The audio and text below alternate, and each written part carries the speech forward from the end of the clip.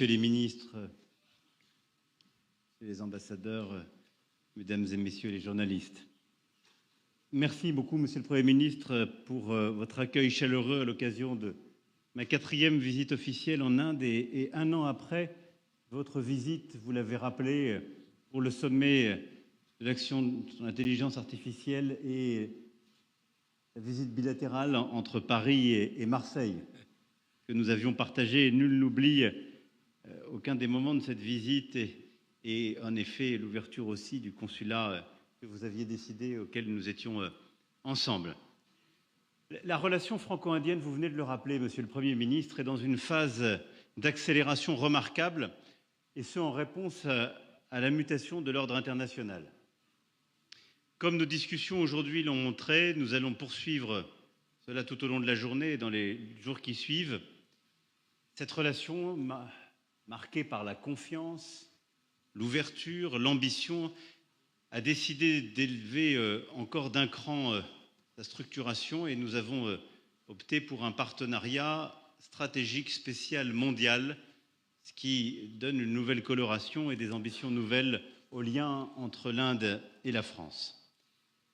Cela part d'abord d'un constat commun et d'une volonté commune que nous portons depuis 8 années et qui n'ont été que, année après année, allais-je dire malheureusement, confirmées par les événements.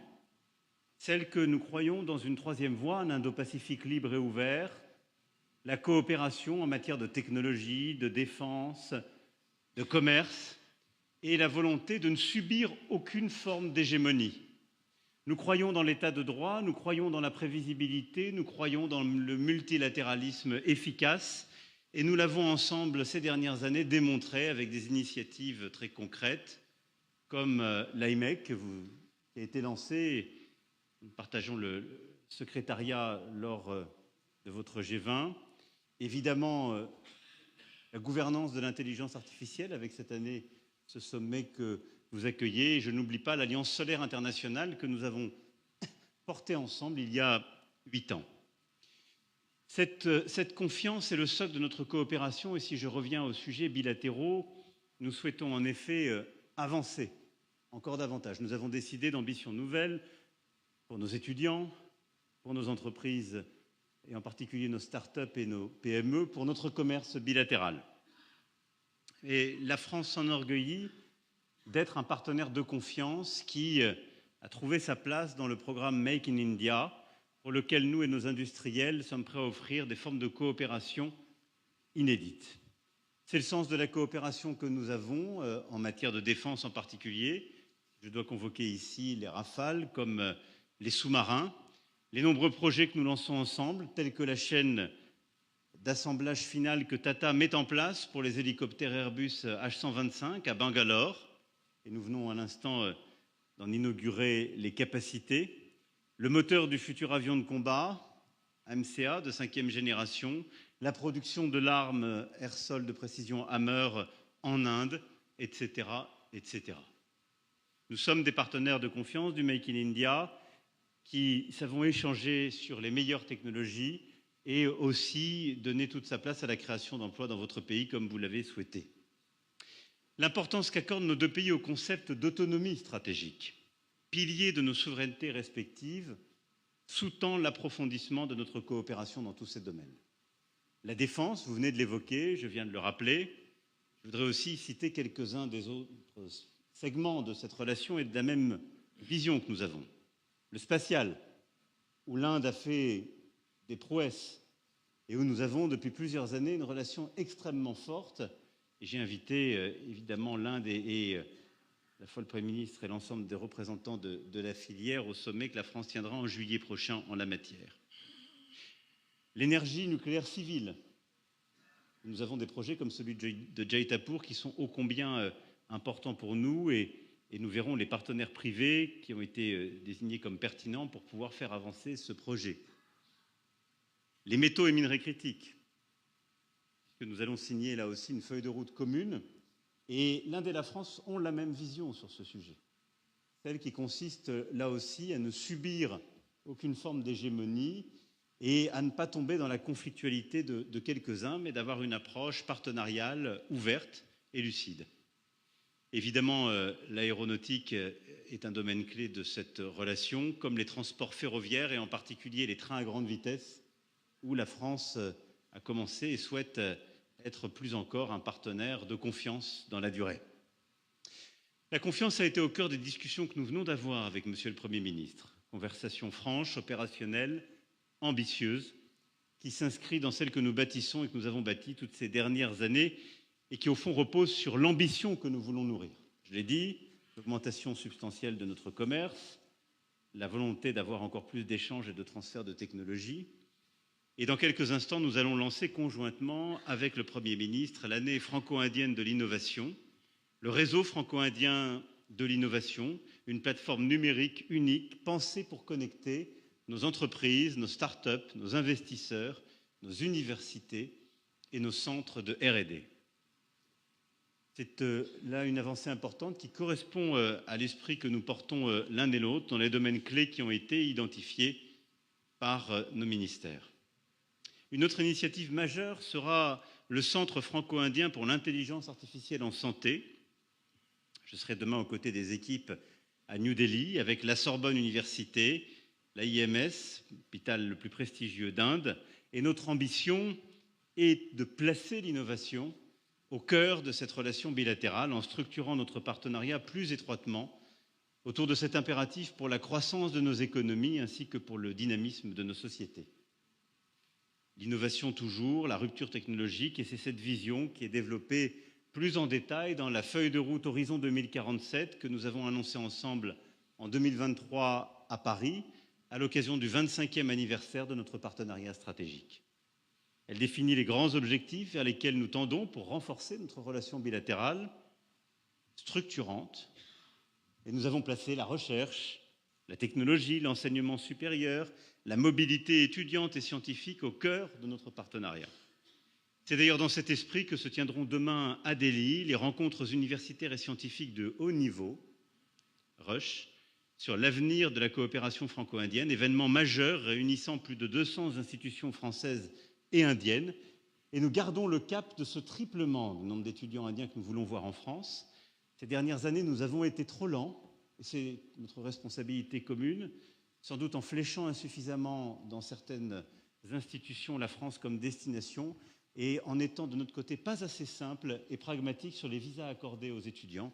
Et donc nous avons bien identifié les sujets auxquels nous allons remédier. Et je veux ici redire l'importance de cette ambition. Il ne faut pas lâcher. De la même manière, nous souhaitons simplifier la vie des projets. Le Premier ministre l'a évoqué avec l'accord fiscal de non-double imposition, avec aussi la décision que nous avons prise de lever les visas de transit dans nos aéroports pour faire de la France un hub de transit dans les connexions longue distance. C'est également dans cet esprit que je rencontrerai demain à l'Institut français en Inde les nouveaux passeurs de culture qui développent les échanges artistiques et renforcent nos liens dans l'industrie culturelle et créative qui est importante pour nous deux. L'Inde et la France sont deux nations qui ont beaucoup à raconter au monde, à dire, à partager. Nous nous respectons, nous nous admirons. L'illumination spectaculaire de la porte de l'Inde ce soir sera aussi un symbole de cette célébration des arts et de la culture. J'étais tout à l'heure avec des acteurs, réalisateurs, producteurs et productrices indiens et j'ai pu voir l'importance de ce lien. Et donc, nous allons régler les difficultés qui ont pu apparaître dans un temps plus récent pour favoriser nos coproductions. Et nous avons décidé de donner une ambition nouvelle, là aussi, en matière d'industrie culturelle et créative, avec des projets très concrets qui seront détaillés demain et que nous porterons dans les prochains mois. Cet agenda bilatéral est au service de ce multilatéralisme efficace auquel je crois, de la vision que nous portons. C'est celle qui préside à nos choix dans la région, celle d'une stratégie indo-pacifique ouverte, respectueuse. C'est aussi ce qui correspond à une vision commune en matière de commerce. Nous croyons dans le commerce international, nous récusons les méthodes de coercition, et c'est pourquoi l'accord de libre-échange entre l'Inde et l'Union européenne est une étape importante que soutient fortement la France et sur laquelle nous souhaitons continuer d'avancer. De la même manière, c'est cette même vision du multilatéralisme efficace qui porte notre ambition commune en matière d'intelligence artificielle. Vous étiez là l'année dernière, je serai à vos côtés demain Et nous souhaitons évidemment avoir un agenda qui soutient l'innovation, qui permet à nos pays d'être dans la compétition internationale, celle des data centers, des capacités de calcul, celle évidemment des modèles de langage, mais plus largement de l'innovation et de la diffusion de ces innovations dans tous les segments de l'industrie. Je veux à cet égard dire combien nous portons ensemble la même volonté d'avoir une intelligence artificielle respectueuse du multilinguisme. C'est l'ambition que nous portons aussi pour la francophonie, que vous portez pour l'hindou, et qui consiste à avoir une IA qui correspond à justement notre monde pluriel, et combien nous partageons ensemble la nécessité de mieux réguler l'intelligence artificielle et les réseaux sociaux, qu'il s'agisse des algorithmes que nous voulons voir plus transparents ou qu'il s'agisse de la protection de nos enfances. Enfin, ce multilatéralisme, c'est celui que nous voulons aussi dans les grands conflits. Nous devons agir pour mettre fin à la guerre d'agression menée par la Russie et établir une paix juste et durable, conformément aux principes de la Charte des Nations Unies. Comme le cessez-le-feu reste, et je le déplore, difficile à obtenir, nous pourrions unir nos efforts pour soutenir la mise en place d'un moratoire immédiat et durable sur les frappes contre les civils, les infrastructures civiles, qui sont un objectif de court terme salutaire, indispensable en la matière. Et de la même manière, nous souhaitons aussi multiplier les initiatives communes pour lutter contre le terrorisme, assécher son financement et dénoncer tous les groupes terroristes qui nous ont fait souffrir, et les uns et les autres, durant ces dernières années. Cette année 2026 est une année d'accélération de notre partenariat, de concrétisation de beaucoup de cet agenda. C'est aussi l'année durant laquelle, Monsieur le Premier ministre, vous présidez le groupe des BRICS et la France préside le groupe du G7. C'est dans ce sens que j'ai invité le Premier ministre Modi comme invité tout à fait particulier du sommet du G7 à Évian. C'est aussi dans cet esprit que nous avons la volonté de bâtir des convergences quelques semaines avant ce sommet du G7 par une réunion ad hoc qui nous permettra d'essayer d'établir des convergences concrètes sur l'agenda international, le règlement des grands déséquilibres avant Évian. Et c'est aussi à cette fin que nous avons décidé ensemble de pouvoir avoir, dans le cadre d'un segment bilatéral qu'effectuera le Premier ministre, un moment pour l'innovation, nos jeunesses, associant la jeunesse indienne des meilleures universités et centres de recherche, nos jeunesses, France, européenne et celle du G7, pour pouvoir continuer justement de mobiliser au service de l'innovation et du règlement des grands problèmes qui sont les nôtres.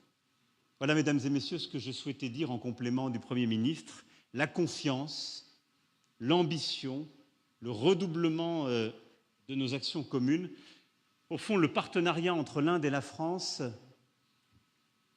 est un partenariat stable, prévisible, au service de nos deux peuples, qui a apporté beaucoup de résultats ces dernières années, mais que nous voulons rendre encore plus efficace, en particulier en matière de recherche, d'échange entre nos étudiants et de commerce.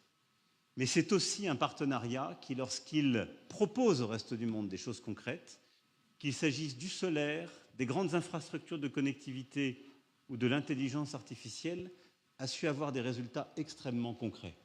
Et c'est dans cet esprit que nous voulons continuer à avancer avec le Premier ministre, et c'est aussi dans cet esprit qu'au-delà des partenariats bilatéraux, nous allons avancer dans le cadre de nos présidences communes pour faire converger le G7 et les pays du BRICS, mais aussi pour faire converger nos vues communes sur les grands sujets que je viens d'évoquer. Je vous remercie.